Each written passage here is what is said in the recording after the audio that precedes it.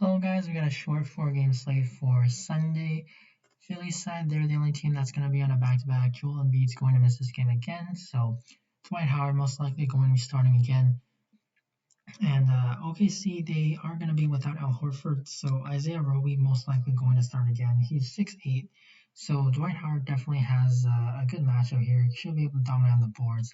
He's already a very good rebounder by himself, but this is a game where we can see him double-double. 4,800 still too cheap. He really should be like 6K when Embiid is out. What was really encouraging was his minutes on Saturday, 34. Not sure if we can see it again. It is a back-to-back, and he is getting old now. But still, it's going to be a very good value play. Going to be very chalky, but I'm just going to go ahead and take it. Ben Simmons, he looks excellent. 8,600. OKC is a team that is very turnover prone. They allow a lot of steals. Ben Simmons had 0 steals. He's someone who sometimes leads the league in steals. Like, you can see him get a lot of steals like every game, and he just had somehow an outlier game for steals. He's someone that will be able to get a triple double, especially with Joel Embiid. There's just a lot of ceiling here for Simmons, and he's too cheap. So Simmons gonna be a core play. Tobias Harris, someone that I actually really like. So he disappointed on Saturday, but he didn't play that well, and his rebounds were down. He actually got bailed out a little bit by the blocks. Without Joel Embiid, we've seen him have some monster games here, and some of these were even with Embiid in the lineup. So 50-plus points is not out of the question for Tobias. OKC actually struggles a lot, particularly against power forwards. So this is a very good matchup. First of all for Tobias. Second, he failed a lot of people on Saturday, so people are going to be reluctant to go back to it, and he's just not going to be as chalky. So I'm going to really like Tobias Harris. Shake Milton still in play 5,900. Without MB, he just gets a usage bump, and he's been playing really well. So I'm probably going to be under the field. I think he's going to be very chalky. I'd rather go to Simmons, Tobias, and Dwight for OKC. SGA, gonna probably use him as my main run back for my Philly players. So he's still gonna look good. Philly without Embiid, they're definitely not as great defensively. So I think he's totally fine. You can kind of ignore those defense first position stats because without Embiid, it's just a totally different team. Baisley 5,700. It was a little concerning how they didn't let him close, but he just shot poorly. So if he plays well, he's shooting the ball well, we can definitely see him get a good amount of minutes. 5,700 is definitely a price that is worth paying for tournaments. And then Isaiah Roby is going to be one of the chalkier value plays. Against Dwight Howard, he could have some foul trouble, and in that case, they split Roby and Muscala's minutes, so that would easily be the lower on pivot play. But Muscala doesn't have power forward eligibility, so it just makes him a lot less appealing. Utah side, this game is maybe it might be a little bit low scoring just because Denver, Utah's they play slow, they're a good defensive team. Mitchell at 8,500 just a little bit too expensive for me. But on a 4-game slate, I don't see a problem if you want to go to him. Gobert is 3,900. I looked at Gobert versus Jokic's numbers, and I would expect Gobert to try to match Jokic's minutes this game.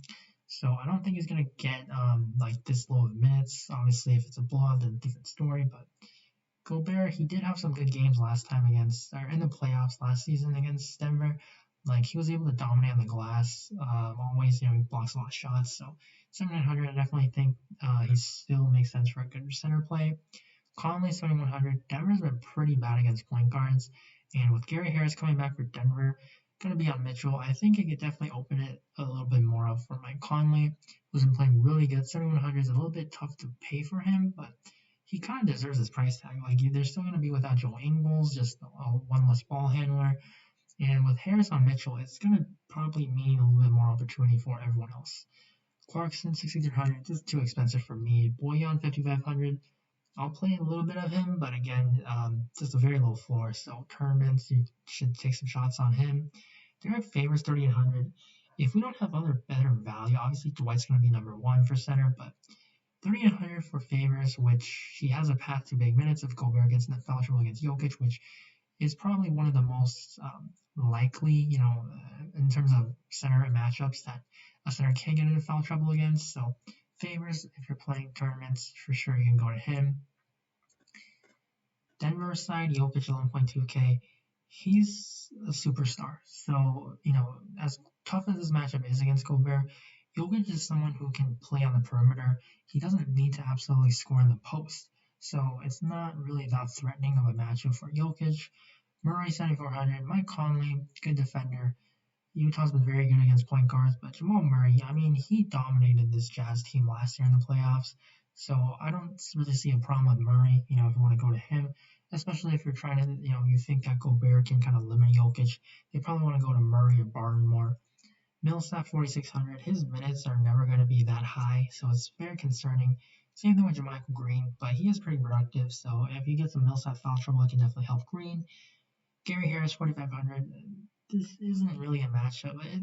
This really isn't a player that I like to play, but he has been playing well. He's been getting more shots. He's always going to be someone who gets steals, and this is actually a very good sneaky matchup for steals.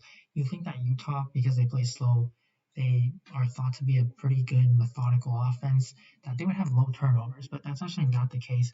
They actually are the second most turnover prone team. So Gary Harris, someone who can definitely get steals. All their guards, Conley, Mitchell, Clarkson, they do turn the ball over. So Harris has some sneaky upside here, but very low floor. Monty Morris with Harris back is just not appealing. Same with Dozier. For New Orleans, Lonzo Ball is still going to be out for this game, so they probably not sure if they're going to start Bledsoe or Alexander Walker. We'll have to wait on that, but both of these guys look really good. I think they're both underpriced. If last game was closer, we're definitely going to see more minutes for both these guys. Walker was actually in foul trouble a lot for like the whole game. So 4,900 in a matchup where the Kings, they struggle against guards. They struggle against everyone, but particularly against guards. So I really like Bledsoe. I really like Walker. And still, though, Ingram and Zion, maybe the matchup doesn't look as great for them as the guards, but they are the main dudes without Lonzo. So Ingram is going to do a lot more ball handling, a lot more just usage going his way. Zion's going to look great as well. Sacramento doesn't do well against inside either. Steven Adams, it's a very good matchup, but he's just not someone who can really get his own. Josh Hart 5,100, not really someone I want to go to. JJ Redick, I probably prefer the savings for him, just because there's more usage with Lonzo, more minutes, and you can get hot from three. This is a matchup where it should be high scoring, so it definitely helps a shooter like Redick. Kings side, I like Fox 7,900. Without Lonzo, this defense for the New Orleans Pelicans just takes a hit. And Pelicans, they haven't played as fast, but Sacramento's going to make them play fast. So I expect it to be a very high scoring game. Fox is going to be the guy for the Kings side. Buddy Hield is okay, 6,800, but he's kind of shot dependent, so just a lone tournament play. Holmes, 6,700. Steven Adams has been really solid for the Pelicans inside, so it's not really a matchup that I want to target. But Bagley and Whiteside are currently both questionable, so it is possible Holmes could be pushed into playing more minutes. Barnes, I'm going to like him. If Bagley is out, they're going to have to come up with a new lineup. Maybe they start Halliburton or they use Bielitsa, which in that case, Bielitsa would be probably one of the best value plays of the slate. But maybe they move Barnes down to the 4. That's going to help him rebounding wise, but there's definitely foul trouble risk there with him having to guard Zion in that case. So this is a wait and see here. For the Pacers, Sabonis 9,800. It's a little bit tough to pay. I think I'd just rather save with Simmons and Ingram, Zion. So not going to be a court play. Brogdon 8,700. I'm not really feeling it either because of point guards. Like there's Murray again. You can play Simmons, and there's some value guys with the Pelicans side, so it's just not really core plays for here. Miles Turner, his minutes have been pretty nice, but again, Clippers, they've been tougher inside. Justin Holiday, Aaron Holiday, they're okay, but TJ McConnell is back. He's someone who does handle the ball a lot, and he is a very productive player, so I'd say actually TJ McConnell could be a good value play, actually. For the Clippers side, Kawhi Leonard, always going to prefer him. They're just too closely priced with George, so Kawhi first. And then with Beverly back, it's going to hurt Reggie Jackson, Luke Kennard. I do have to mention Zubac. Zubac, he's 3,900, which is too cheap for a guy who has 40-point upside. All it takes is for Ibaka to get into foul trouble or, unfortunately get hurt or something. So there's a path for Zubac here, 3,900. He's a little bit too cheap for the kind of upside that he has. But as usual for the main plays, it's going to be a lot of Philly as long as they don't do anything funky on a back-to-back.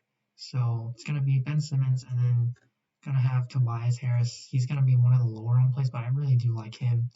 And then New Orleans, this is probably one of the best matchups so far this year, along with the Bulls. So I really like Ingram as a spend up option, and then it's going to be either Bledsoe or Walker. Not sure who. Gonna have to wait on the lineup. Obviously, if Bledsoe starts, gonna make him a lot more appealing. If Noah starts, I'm probably gonna favor him more. So it's either one or the other. So gonna be either Noah or Bledsoe, and then Simmons, Ingram, Tobias, and Howard as the core five for this Sunday short NBA slate. So if you guys enjoyed the video, please leave a like before you go. You can ask me any questions you have down below in the comments, or you can find me on Twitter at Boffles. Link will be in the description below. And as usual, good luck on the slate, and I will see you in the next video.